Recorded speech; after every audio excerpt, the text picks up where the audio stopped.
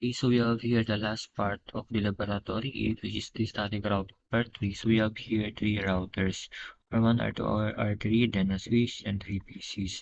So here, so you can see RIP is configured on all router interface except the between R1 and the R3. So walang dito. Since ang connection nito from the R1, papaganon siya. Okay, so R1 receives route to 10.0 via RLE on the S3 interface.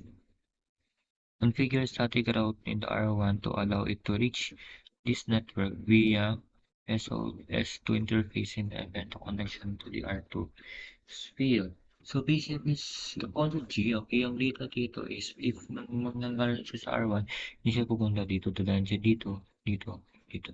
Okay? So we have here a backup system lang. In case na ito mag-shutdown, meron ito. Okay? So, since hindi nagkaroon ng connection dito, if ever nagkaroon ng connection dito, magkakaroon tayo ng redundant data because the R1 will send data here, tapos yun, magdodobli yung data natin. So, go to the R1, then we're going to configure this one. So, we're going to use command and tapos IP route 10.0.0.0 sa network na puntahan niya. So, saan siya dadaan dito sa point 3 ng okay. Daan siya sa point 3 ng R3 which is this network.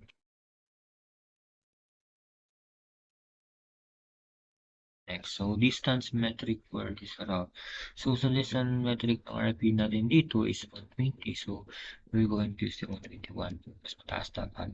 Para hindi siya yung priority. Mas mababa yung priority. Okay? So, ayan.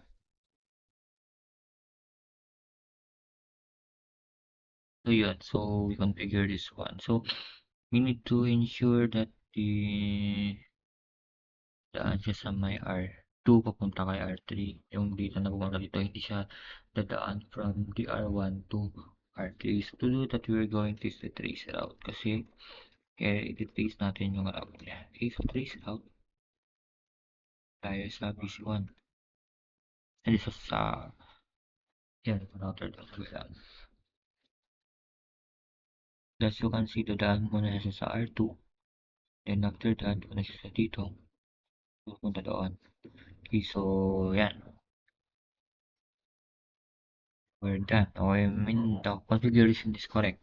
So, we're going to simulate a error condition dito kung tayo kay R2.